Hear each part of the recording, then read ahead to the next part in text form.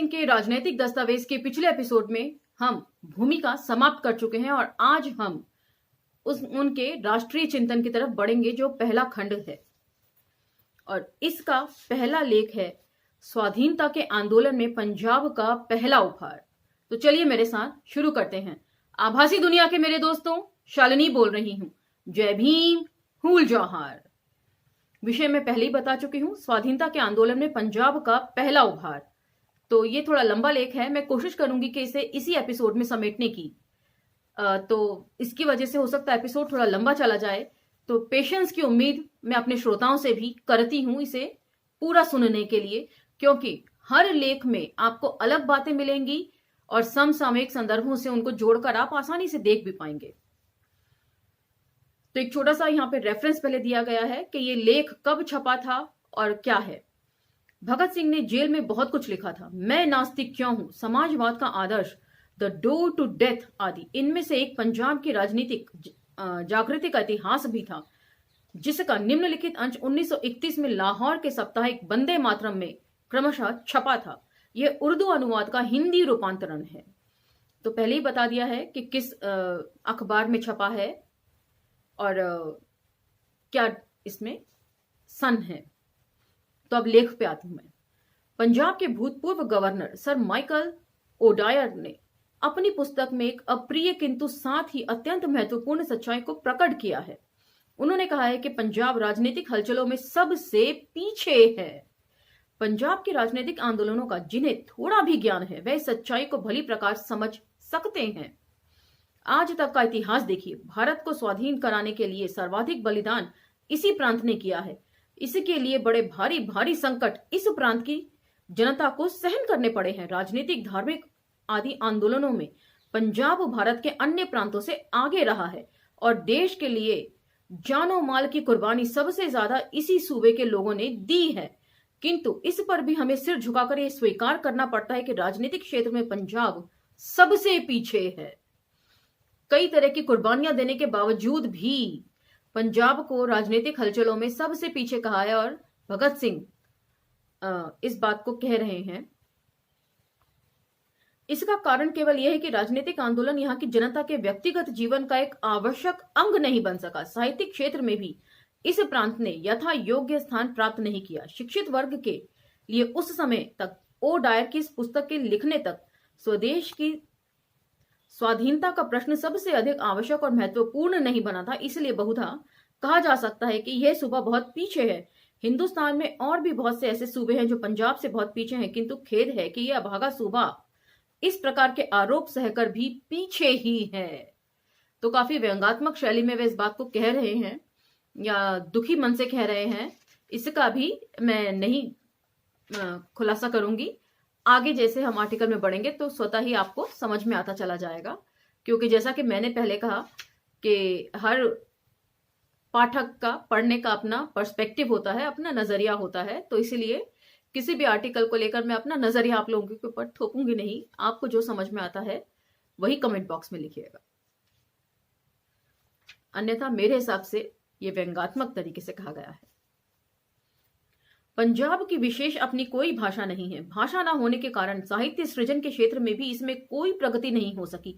अतः शिक्षित समुदाय को पश्चिम साहित्य पर ही निर्भर रहना पड़ता। इसका खेदजनक परिणाम यह हुआ कि पंजाब का शिक्षित वर्ग अपने प्रांत की राजनीतिक हलचलों से अलग थलग सा रहता रहा। इसी कारण पंजाब के साहित्य और कला क्षेत्र में राजनीति को स्थान नहीं मिल सका। यही कारण है कि पंजाब में ऐसे कार्यकर्ता इने गिने ही हैं जो अपना संपूर्ण जीवन राजनीति को दे सकते हैं। इसी आधार पर इस प्रांत पर ऐसे आरोप लगाए जाते हैं। अपने प्रांत की इस कमी की ओर प्रांतीय नेताओं और पुरुष समाज का ध्यान आकर्षित करना ही इस लेख का उद्देश्य है। तो यहाँ पर स्पेसिफिकली उन्होंने लिखा है कि प्रांतीय नेताओं और पुरुष समाज का ध्यान आकर्षित करना। शायद तब तक स्त्रियों का घरों से बाहर निकलकर स्वाधीनता आंदोलन में बड़ी भागीदारी के रूप में शामिल होना नहीं शुरू हुआ होगा, ऐसा मैं अनुमान लगा रही हूं।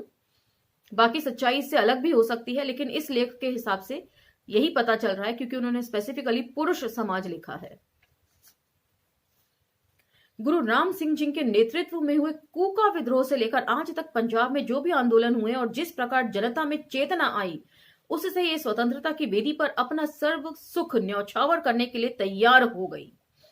तो वे बता रहे हैं कि ओ डायर ने जब लिखा पुस्तक को तो तब तक कोई राजनीतिक हलचल वहां पर नहीं थी, लेकिन उसके बाद जो थी वो हलचलें तेज हो गई हैं और अब उसका वो ब्यौरा दे रहे हैं कि किस तरीके से पंजाब सूबा अब राजनीति में आगे आया। तो यहाँ कूका विद्रोह जो है उसके बारे में आप सर्च जरूर मार सकते हैं। एक छोटा सा सिनॉप्सिस है जो मैं आपको दे देती हूँ। 1860 से लेकर 1870 ईस्वी में पंजाब में शुरुआत हुई थी इस कूका विद्रोह की। शुरू में इसका जो स्वरूप था वो धार्मिक था और बाद में राजनीतिक विद्रोह में ये परिवर्तित हो गया था। और कूका लोगों जो नामधारी सिखों द्वारा गायों की हत्या को बढ़ावा देने के विरोध में किया गया था ब्रिटिश सरकार के खिलाफ। तो इस बाबत आप नेट पर सर्च कर सकते हैं और ज्यादा। ये तो एक छोटा सा सिनॉप्सिस था, एक इंट्रोडक्शन था जो मैंने आपको शेयर कर दिया। हर लेख में हर सब्जेक्ट को समेटना पॉसिबल नहीं हो पाएगा।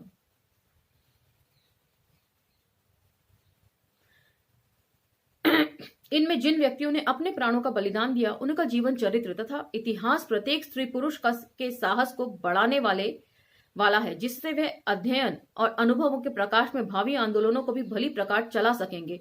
इस इतिहास को लेखबद्ध करने में मेरा ये उद्देश्य कदापि नहीं है कि भविष्य में भी ठीक इसी प्रकार के आंदोलन सफल हो सकेंगे। मेरा उद्देश्य तो केवल यह है कि जनता उन शहीदों की कुर्बानियों को और उनके आजीवन देश सेवा में लगे रहने की प्रेरणा प्राप्त करे और उनका अनुसरण करे।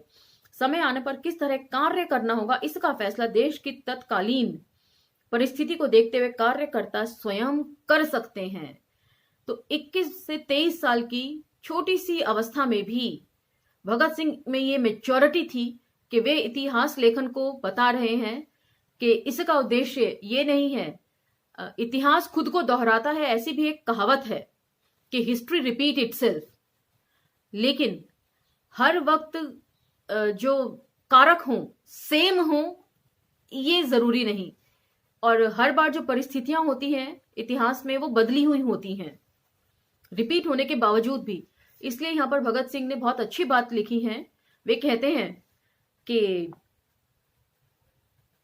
इस लेख को लिखने का उद्देश्य सिर्फ इतना ही है कि भविष्य में यदि इस तरह की परिस्थिति दोबारा पैदा हो तो किस तरीके से संगठित होना है और किस तरीके से कार्यशैली अपनानी चाहिए विभिन्न परिस्थितियों में। इसलिए इस लेख की महत्ता है। पंजाब में राजनीतिक हलचलें कैसे प्रारंभ हुई? सन 1907 से पूर्व पंजाब में बिल्कुल ही खामोशी थी। विद्रोही कूका विद्रोह के बाद कोई ऐसा राजनीतिक आंदोलन नहीं उठा जो शासकों की नींद खोल सकता। 1908 में पंजाब में पहली बार कांग्रेस का अधिवेशन हुआ, किंतु उस समय कांग्रेस के कार्य का आधार शासकों के प्रति वफादारी प्रकट करना था, इसलिए राजनीतिक क्षेत्र में उसका कोई उल्लेखनीय प्रभाव नहीं पड़ा। तो मैंने कहा था भूमिका में कि न सिर्फ लाला लाजपत राय जी को ही, कांग्रेस को भी बहुत जगह इन्होंने आड़े हाथों लिया है।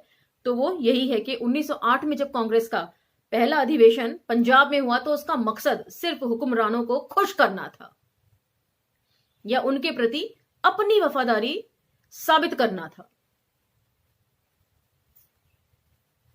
1905-6 में बंगाल विभाजन के विरुद्ध जो शक्तिशाली आंदोलन उठ खड़ा हुआ था और स्वदेशी के प्रचार तथा विदेशी के बहिष्कार की जो हलचल प्रारंभ हुई थी उसका पंजाब के औद्योगिक जीवन तथा साधारण जनता पर बड़ा भारी प्रभाव पड़ा था। उन दिनों यहां भी पंजाब अर्थात स्वदेशी वस्तुएं विशेषतः खांड तैयार करने का सवाल पैदा हुआ और देखते ही देखते एक दो मिलें भी खुल गईं। यद्यपि सूबे के राजनीतिक जीवन पर इसका कोई प्रत्यक्ष प्रभाव नहीं पड़ा, किंतु सरकार ने इस उद्योग को नष्ट करने के लिए गन्ने की खेती का लगान 3 गुना कर दिया। पहले 1 बीघे का लगान केवल 2.5 रुपए था, जबकि अब 7.5 रुपए देने पड़ते थे। इससे किसानों पर एक भारी बोझ आ पड़ा और वे एकदम हतबुद्धि से रह गए। तो इस बार का जो किसान आंदोलन था उसमें क्या मांगे थी, इस बाबत भी अंबेडकर नामा पर एपिसोड बन चुका है, कई एपिसोड बने हैं और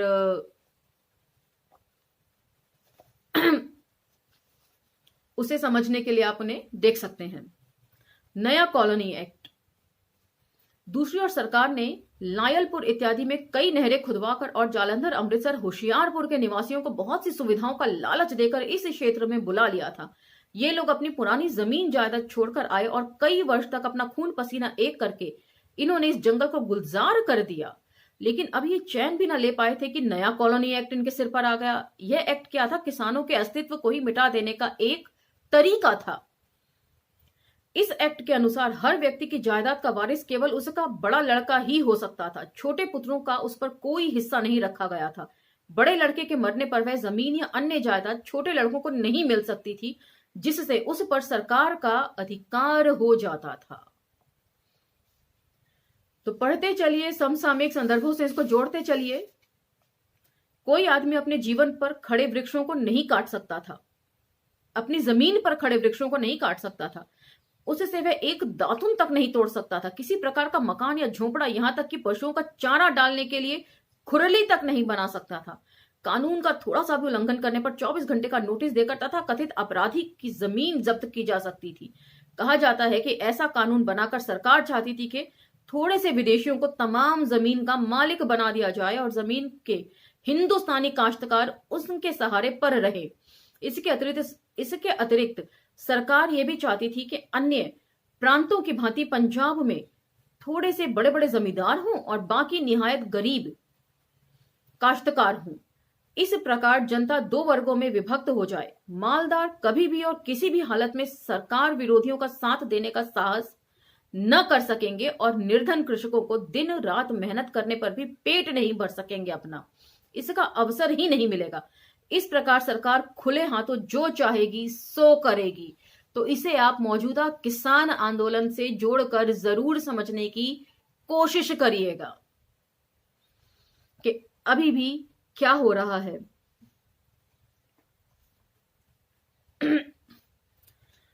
तो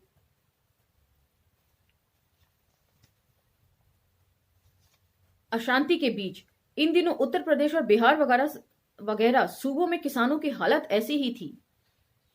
लेकिन पंजाब के लोग जल्द ही संभल गए। सरकार की इस नीति के विरुद्ध उन्होंने जबरदस्त आंदोलन प्रारंभ किया। रावलपिंडी की तरफ भी इन दिनों ही नया बंदोबस्त खत्म हुआ था और लगान बढ़ाया गया था। इस प्रकार सन 1907 के शुरू में ही अशांति के समस्त कारण उपस्थित थे। इस वर्ष के शुरू में ही पंजाब के गवर्नर एस एबिटसन ने कहा था कि इस समय यद्यपि प्रकट रूप से तो शांति है, किंतु जनता के हृदय में असंतोष बढ़ता जा रहा था। इन दिनों देश भर में एक खामोशी छाई हुई थी। ठहरो और देखो कि मनःस्थिति में जनता थी। यह खामोशी तूफान आने से पहले की शांति थी। बेचैनी पैदा होने के सभी कारण उपस्थित थे। विशेषतः पंजाब में तो ऐसी परिस्थितियां थी कि अशांति उत्पन्न हो जाना सर्वथा उचित और आवश्यक ही था। तो क्यों क्रांति होती है? इतना आसान नहीं होता क्रांति करना। उसके पहले बहुत सारे कारक होते हैं, घटक होते हैं जो उस क्रांति को इन्फ्लुएंस करते हैं और उसके होने में सहयोग करते हैं। तो कभी कभी उसका हो जाना भी लाजमी सा लगने लगता है। सन 1906 की कांग्रेस। 1906 में कांग्रेस का वार्षिक अधिवेशन कलकत्ता में हुआ। दादा भाई नौरोजी उसके सभापति थे। इस अधिवेशन में उन्होंने सर्वप्रथम अपने भाषण में स्वराज्य शब्द का उच्चारण किया। मतलब पहली बार 1906 में कांग्रेस के अधिवेशन में दादा भाई नौरोजी द्वारा स्वराज शब्द का इस्तेमाल किया गया और वहीं से ये शब्द प्रचलन में आया भारतीय संदर्भों में। ब्रिटिश पार्लियामेंट के अपने निजी अनुभवों के आधार पर स्वर्गीय दादा भाई ने कहा था कि यदि हम कुछ प्राप्त करना चाहते हैं तो हमें अपने अंदर ताकत पैदा करनी होगी। अपने पांव के बल पर ही खड़े होना होगा। पत्थरों की तरह स्थिर दृष्टि से देखते भर रहने से ही काम नहीं चलेगा।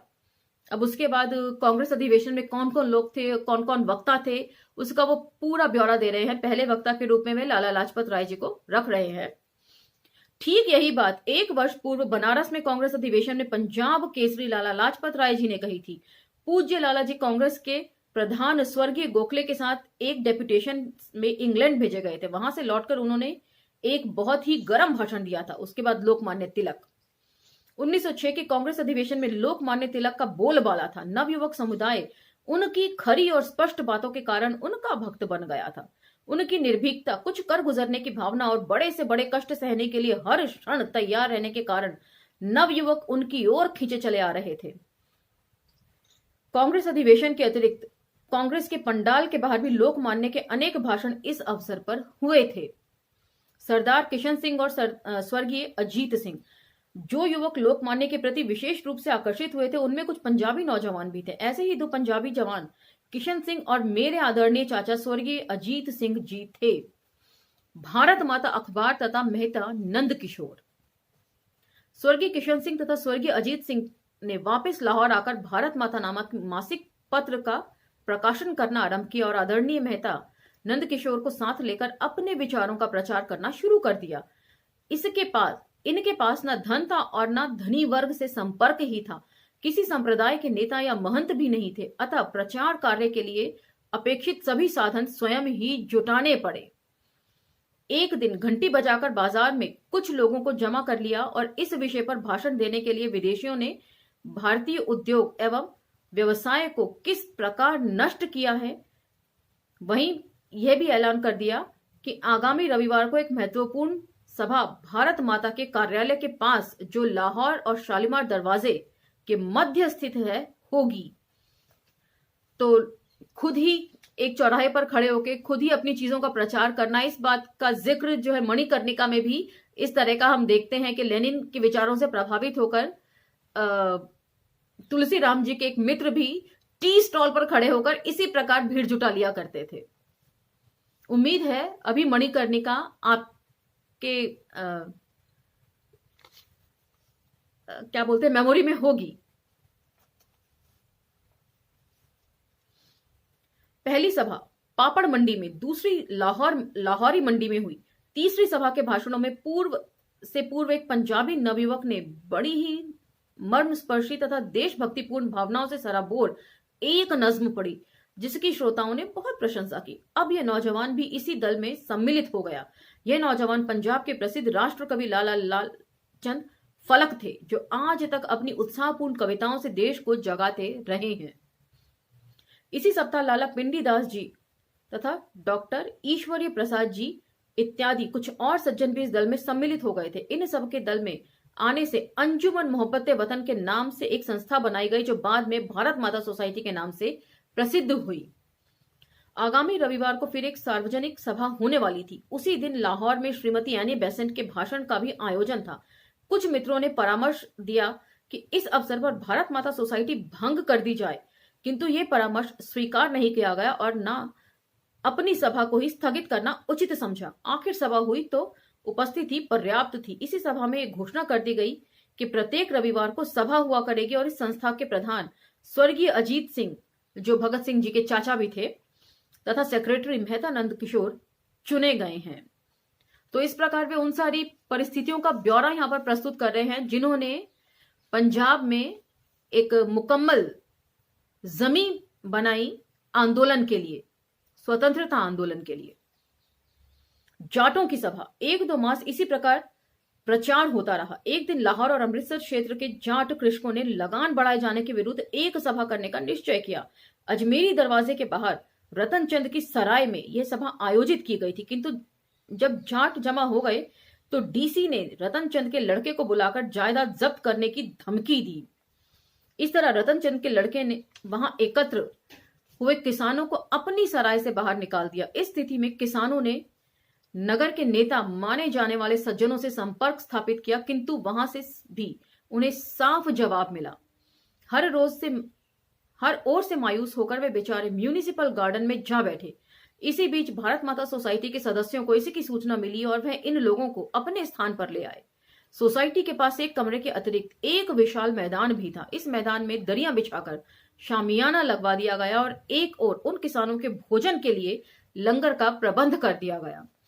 कि किस प्रकार सब तरफ से मना कर दिया गया कि सभा करने के लिए जगह नहीं दी जाएगी, तो अंत में क्या उसके लिए प्रयोजन इन्होंने ढूंढा।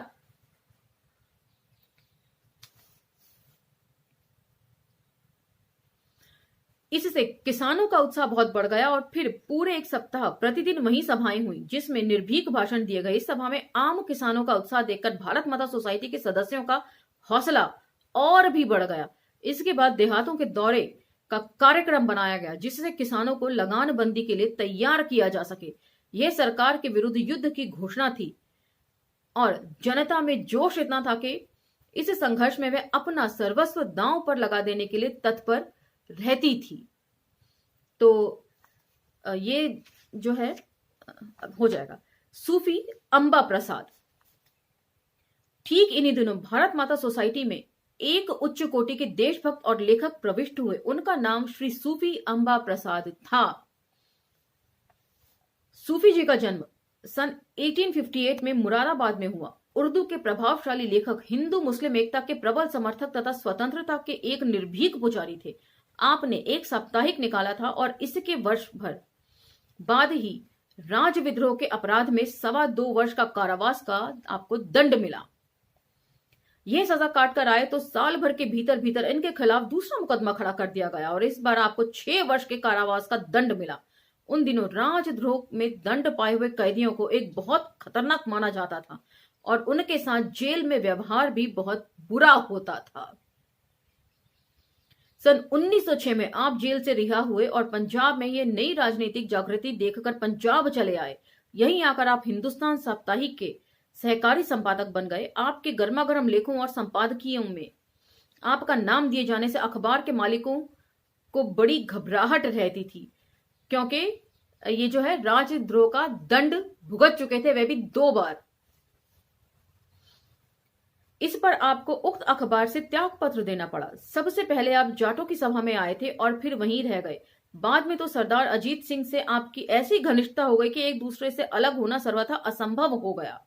तो यहां पर जो था वह हिंदुस्तान अखबार का नाम दिया गया है।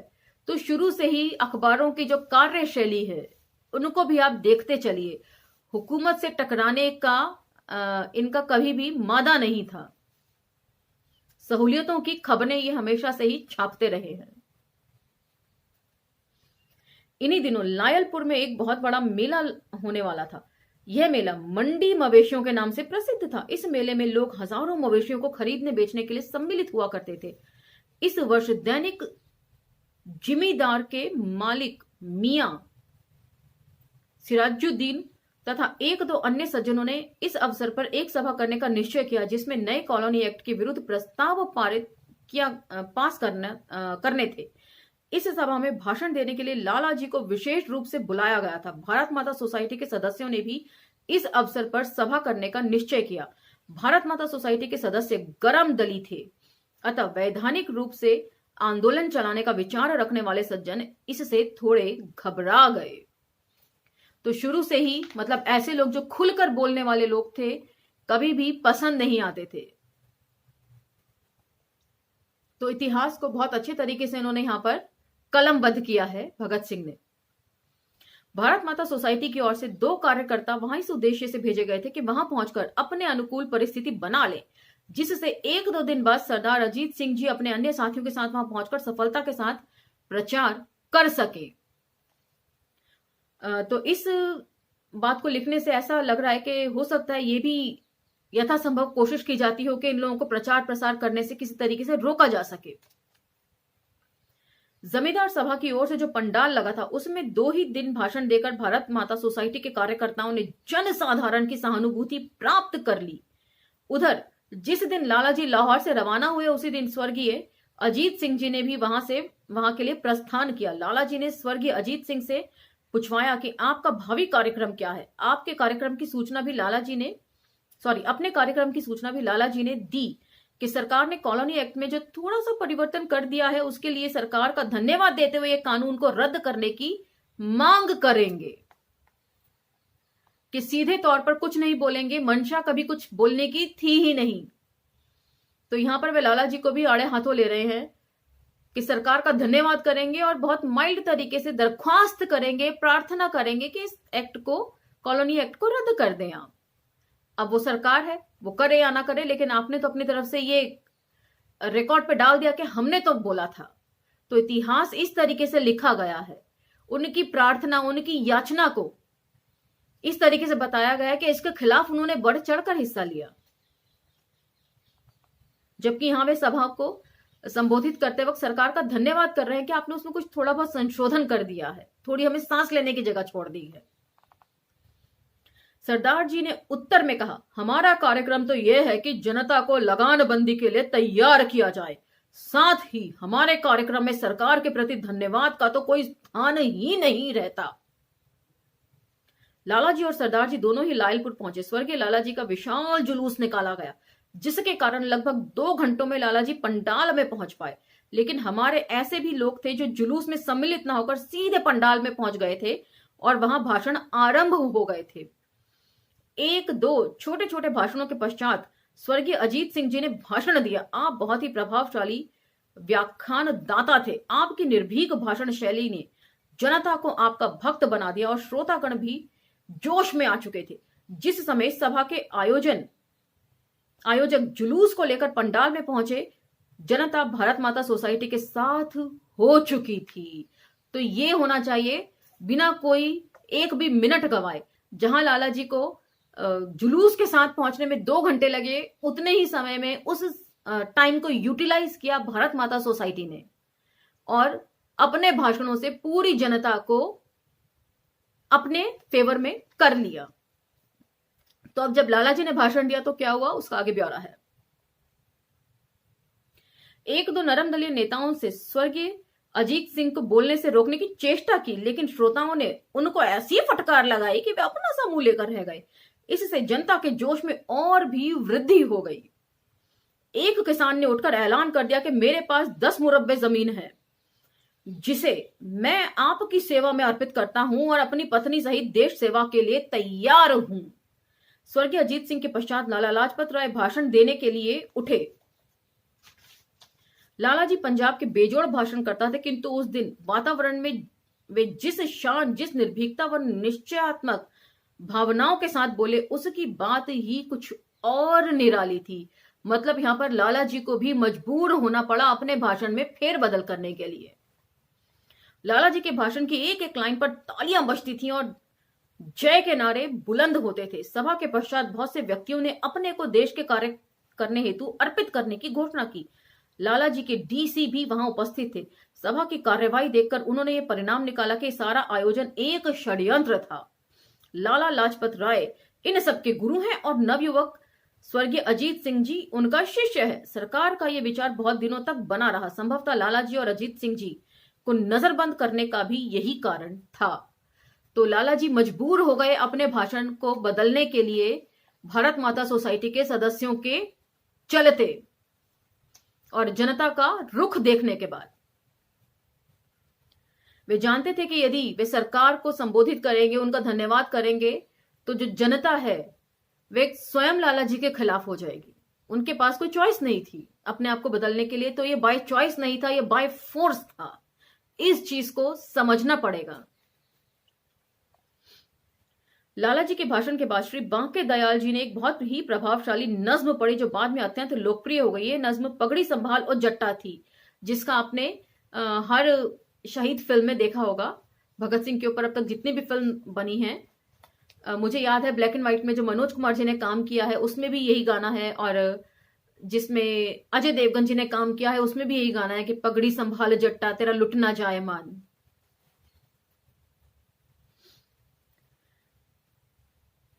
लाला बांके दयाल पुलिस ने सब इंस्पेक्टर थे और सरकारी नौकरी छोड़कर इस आंदोलन में सम्मिलित हो गए थे।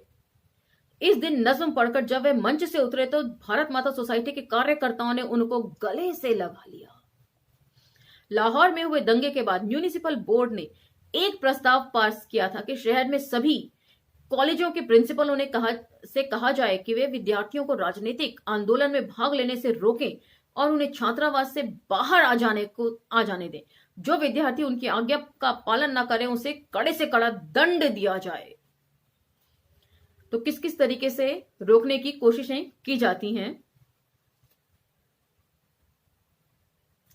इस प्रस्ताव के संबंध में लोकमान्य तिलक ने अपने मराठी पत्र केसरी में एक जबरदस्त लेख लिखा था। लोकमान्य ने लिखा था कि इस दंगे पर किसी खेद और दुख ना होगा। कौन कहता है कि युवक थोड़ा धैर्य से काम न लें, लेकिन म्युनिसिपल बोर्ड के इस प्रस्ताव का क्या आशय है। 50 वर्ष बाद आज देश के युवकों में थोड़ी सी जागृति दिखाई दी है। इसे एक साधारण से बलवे के कारण नष्ट करने का प्रस्ताव क्यों किया जाए? आज जब युवकों ने देशभक्ति की भावनाएं उमड़ रही हैं तो वे स्वाधीनता के लिए बेचैन हैं और उनको प्रेम के साथ समझाना चाहिए कि वे अपनी शक्ति का इस प्रकार अपव्यय न करें। जनता जोश में आकर जब कुछ कर गुजरती है तो गरम दल की यही नीति होती है। गरम दल का नेता जानते थे कि जब जनता में जागृति होती है तो उसके साथ जोश और बेचैनी होना भी आवश्यक भावी है। वे ये भी जानते हैं कि फूंक फूंक कर कदम रखने वाले महानुभाव स्वतंत्रता के संघर्ष में अधिक समय तक नहीं टिक सकते। राष्ट्र के निर्माण तो नवयुवक ही हुआ करते हैं। किसी ने सच ही कहा है, सुधार बूढ़े आदमी नहीं कर सकते क्योंकि वे बहुत ही बुद्धिमान और समझदार होते हैं। सुधार तो होते हैं युवक के परिश्रम, साहस, बलिदान और निष्ठा से, जिन्हें भयभीत होना आता ही नहीं है और जो विचार कम तथा अनुभव अधिक करते हैं। तो बहुत बड़ी बात भगत सिंह ने अपने लेख में लिख दी है। जिस देश में जितनी युवा शक्ति होती है वह देश उतना ही सशक्त माना जाता है। लेकिन आपने देखा होगा फेसबुक पर, ट्विटर पर, इंस्टाग्राम पर ऐसे पोस्ट हमेशा भारतीय युवाओं का मजाक उड़ाने के लिए किए जाते हैं कि जहां दूसरे देशों के युवा चांद पर जाने के लिए कोशिश करते हैं, वहां हमारे युवा जो हैं वो कांवड़ ढोने के होड़ में सबसे आगे होते हैं, भक्ति में सबसे आगे होते हैं। तो यहां पर बहुत बड़ी बात कह दी है, युवाओं के माइंड को किस तरह डाइवर्ट करना है या किया जा रहा है आजकल। अब तो पढ़ाई लिखाई की परंपरा भी बस समाप्ति होने पर आ गई है न्यू एजुकेशन पॉलिसी के चलते। 2 साल के बाद अब ये तीसरा साल भी शुरू है जब ऑनलाइन क्लासेस चालू हैं, जिससे गरीबों के बच्चे तो कभी पढ़ ही नहीं सकेंगे। तो उस वक्त भी इतनी परिपक्व सोच थी भगत सिंह की। सोचिए जरा, यदि उनकी सजा माफ हो जाती तो उनका जो चिंतन था वो किस मुकाम पर पहुंचता। ऐसा लगता है कि उस समय इस प्रांत यानी कि पंजाब के युवक इन भावनाओं से प्रभावित होकर ही स्वतंत्रता संघर्ष में कूद पड़े थे। 3 साल पहले यहां बिल्कुल खामोशी थी, वहां अब स्वदेश और स्वराज का आंदोलन इतना बलशाली हो गया कि नौकरशाही घबरा उठी। उधर लायलपुर इत्यादि जिलों में नए कॉलोनी एक्ट के विरुद्ध आंदोलन चल रहा था। वहां किसानों की हमदर्दी में रेलवे के मजदूरों ने भी हड़ताल की और उनकी सहायता के लिए धन भी एकत्रित किया जाने लगा। इसको आप आज के किसान आंदोलन से जोड़कर जरूर देखिए, क्या क्या साम्यता है इस आंदोलन में और इस आंदोलन में जिस चीज का जिक्र भगत सिंह ने इस लेख में किया है। कौन कौन सी शक्तियां थी जो एकजुट हुई। इसका परिणाम यह हुआ कि अप्रैल के अंत में पंजाब सरकार घबरा गई।